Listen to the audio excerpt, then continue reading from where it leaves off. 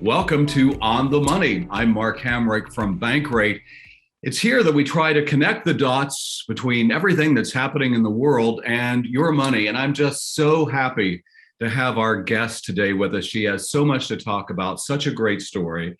Her name is Tonya Rapley. She is the Chase Slate Edge financial expert and founder and CEO of MyFabFinance. Tonya, thank you so much for joining us. It's great to have you. Thank you. I'm looking forward to our conversation. Your life has been so interesting already, and you occupy the space that is essentially our core mission at Bankrate, and that is to help people accomplish what they're looking to accomplish with their personal finances, whatever that might be. Some of our viewers today might not be as familiar with MyFabFinance as others. What should people know about that? What led you to start this business, which is focused on helping women in particular? I'm sure if you can help other people, you're eager to do that as well. Yes, absolutely. You know, money doesn't have a gender, money doesn't have an ethnicity. So I always say, while we are a women-focused financial education platform, our information applies to people who are in a variety of situations or identify with a variety of different identities. And so MyFabFinance was created to create a safe space for women to learn and talk about money. We're very intentional about the fab in our name. We don't believe in deprivation as a financial freedom strategy. So we really work to help people find that balance between achieving their financial goals and living and designing a life that they love. We don't think that you should become financially secure just for the purpose of saying, I have XYZ amount of dollars in my bank account. We really want you to use it as a tool for you to actualize and experience your ideal life. And outside of that, our mission is to help 100,000 people make at least one financial decision that they're proud of. So that's our newest mission. We've been focused on that this year because we know that it's those small actions, those small wins that create the momentum for you to achieve your larger financial goals.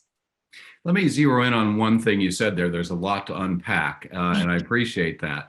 About deprivation as a financial strategy. What do you mean by that? And that's what you indicated that you're trying to avoid. Yeah. So when I started MyFabFinance, I was working at a nonprofit in New York City, and I didn't have the most money available to me. And New York City is a really expensive city, but I still wanted to enjoy what the city had to offer. Some of it within budget, and some of it I just wanted to figure out I don't think it's sustainable for me to deprive myself of enjoyment or the things that I want to do for the rest of my life. It doesn't make sense for me. I don't want to feel like I'm deprived consistently. I want to get to a place where I'm financially secure and I made good financial decisions so I can use my money how I want to use it, not necessarily how I have to use it.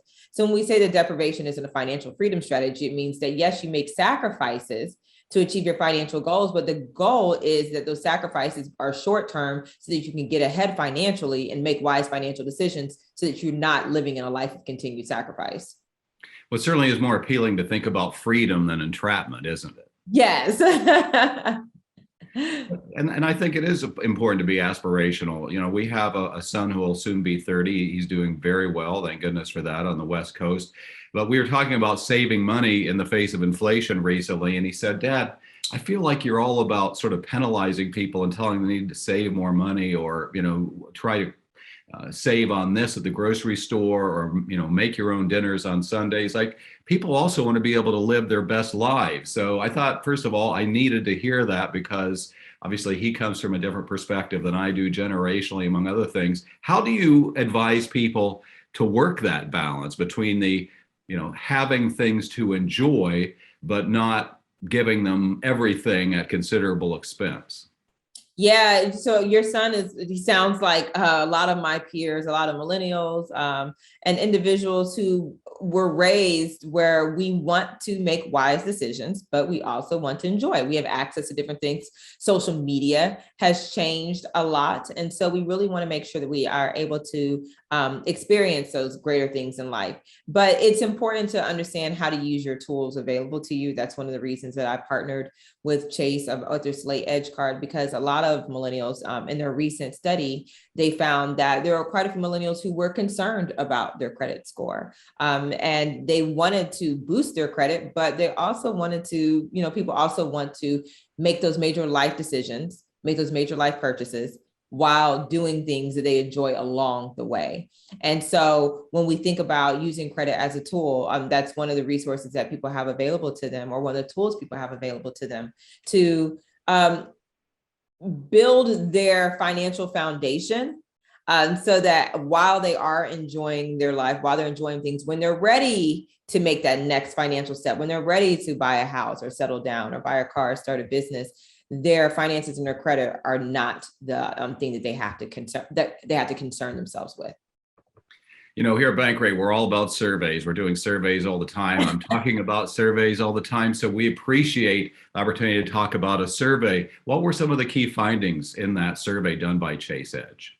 Yeah, I mean, so the study was across age and ethnicity backgrounds, or across different ethnicities. And so 44% of the audience surveyed said that they had credit card debt, particularly of African Americans that were interviewed in the survey, compared to 54% of the general population. And so there is some credit card debt out there, but I think that sometimes we hear that millennials are drowning in debt. With 44%, that's not an overwhelming amount.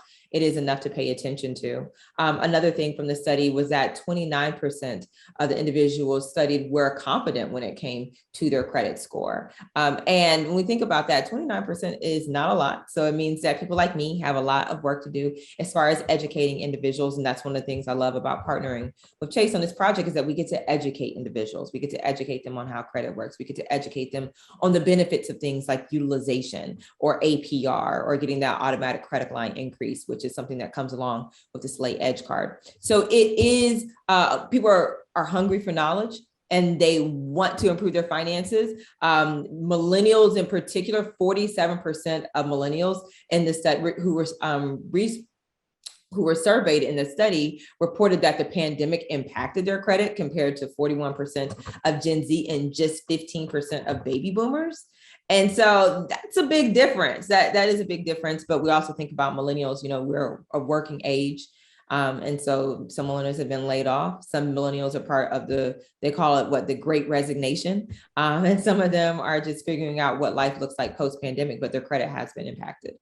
Yeah, that's in many ways, that's very consistent with what we've been finding at Bankrate as well. And we know that this pandemic and the economic downturn that was caused by the pandemic has exacerbated wealth and income inequality.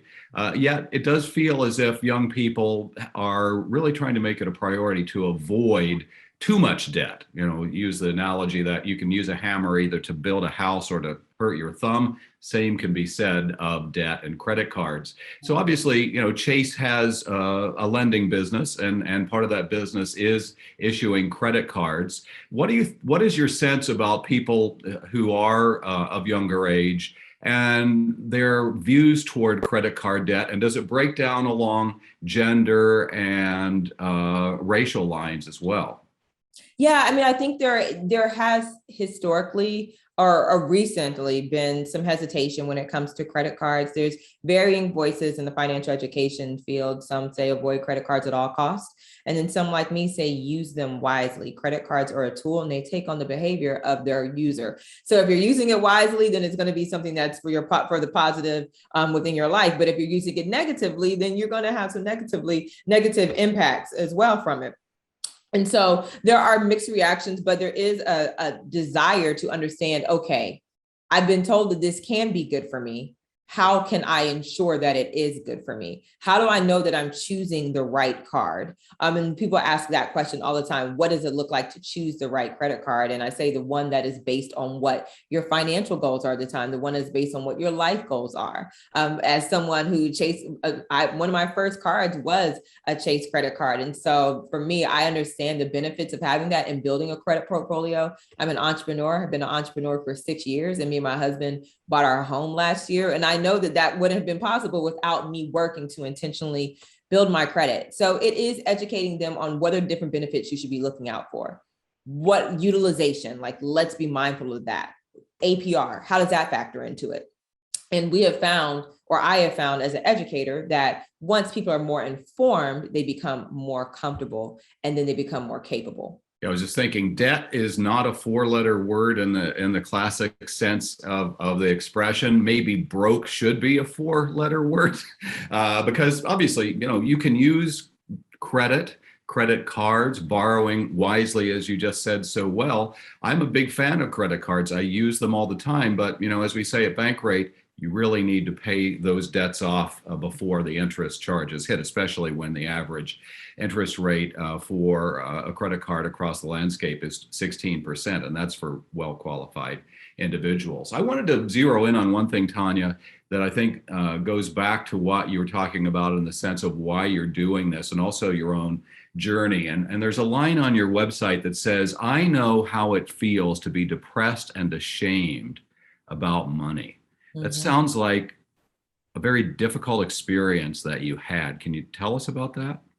Yeah, so Mark, I'm like a lot of first generation college students. My mother and father, they were both military veterans, so they did not go to college. A first generation college student, had the impression that if I went to college, everything would be like my life would be set. Just go to college, you're going to get a good paying job outside of after college, everything's just going to fall into place. Graduated. That is not what happened. I graduated at the height of the recession, or right before the height of the recession of 2008.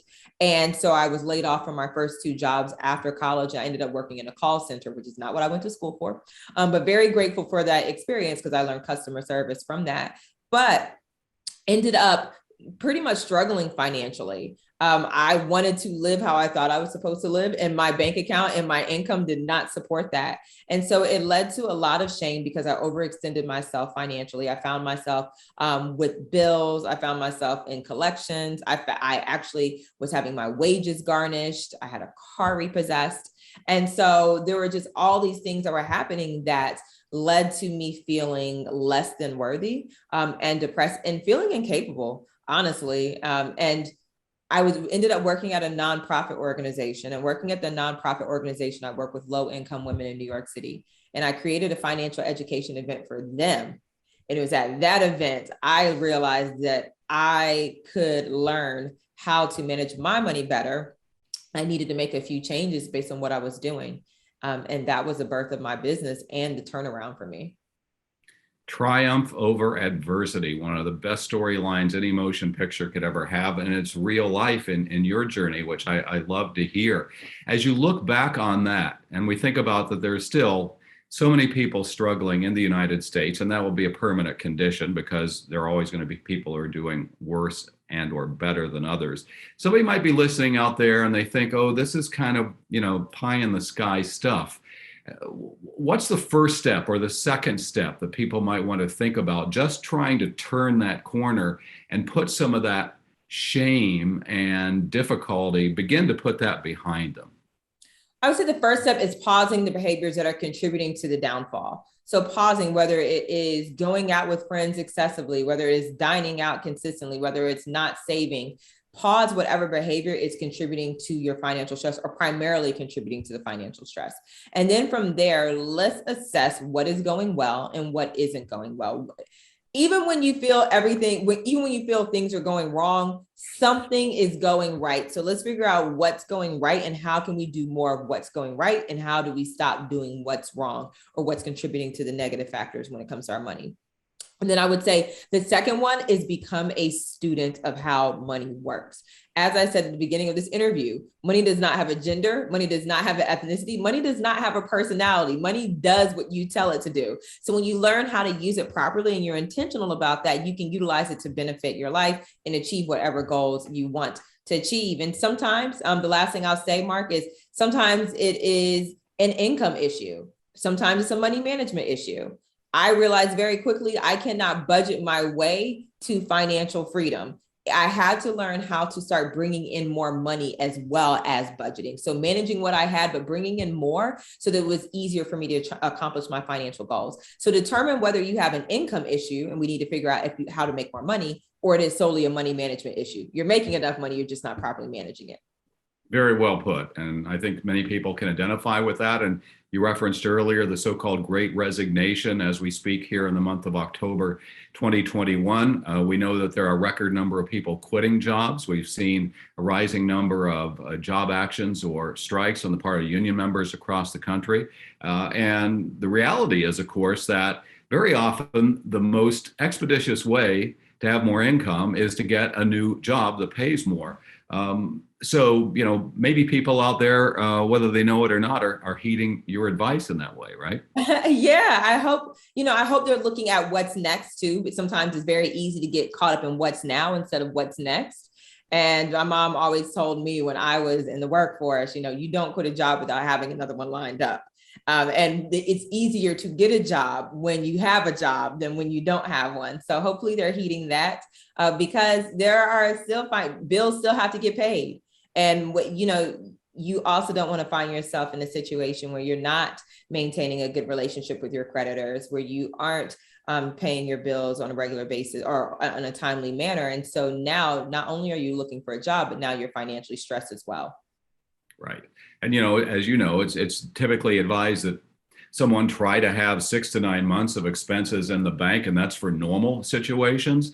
Obviously, if you're thinking about going for a period without income from a job, then you might actually need to think about a longer period that you could be without income. And that, I think, is quite daunting for many people. I was told by someone who knows you well that you have a number of pet peeves in the personal financial world. Care to share any of those with us? I do have a few pet peeves. I've been in this long enough. You do it long enough, you will start to have them, right?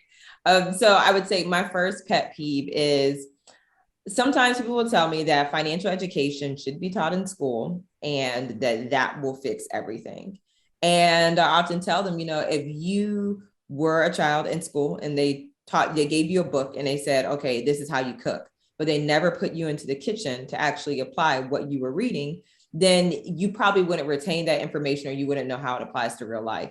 And I think that when it comes to financial education is definitely important, but behaviors is also important. Managing your behaviors and teaching people the importance of discipline is important. And so while I think that's helpful, teaching and educating, I think that behavioral management is also important. And I do not like when people overlook that aspect of financial education and financial change because it is action plus education.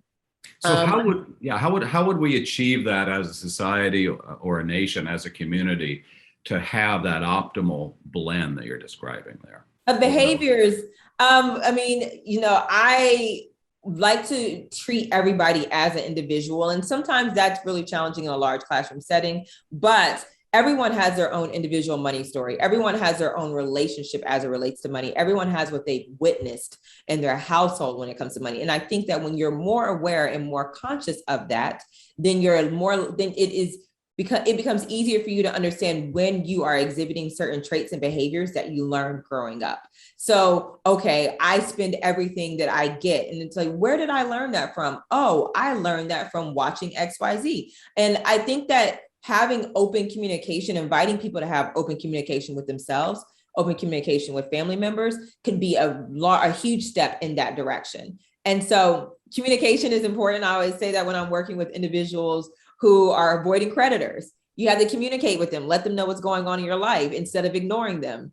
But the same comes to your financial behaviors. Communicate with yourself, communicate with those who have influenced your behaviors, because then that can help you start to process and hopefully change some of the negative behaviors you picked up in observation. Let me ask you, as we get ready to wrap up here, as someone comes to your website, MyFabFinance, how is that going to help them? What should they look for? When someone comes to my website, first of all, I hope they feel a sense of ease, to understand that this is not a place of judgment. I think that a lot of people feel judged when it comes to their finances. They equivalate, or they equal their personal financial decisions with their personal integrity or their personality. And we separate those. We understand that sometimes you're making the best decision with the information you had. But now here's a place where you can get more information that's accessible and actionable. We don't talk in big financial terms. We talk so that the everyday person can understand it. So I hope they feel like they find a place where, wow, this person gets me. They understand, and they're talking about money in a way that I can receive it. But also hopefully they're also gleaning that we take great pride in our partnerships. We are very cautious of who we do business with. So anyone that we mention on our site or anyone that we partner with is going to be a legitimate company. And we've done our due diligence to make sure that anything we're recommending will be for the benefit of their financial picture. Tonya, you are an inspiration. And, I'm passionate about this subject matter to begin with, but I feel like you've just given me my lift for the year, as well as maybe 2 additional cups of espresso to go with that. And I love what I do, Mark. I love what I do. Well, that's important. And it shows through both in your words and your actions. And we wish you only the best. And thanks so much for being part of On the Money here today, Tonya. Thank you so much. Have an amazing end to the year. And we want to thank all of you for tuning in today. We'll hope to see you next time here on Bankrate's On the Money. Until then, take care.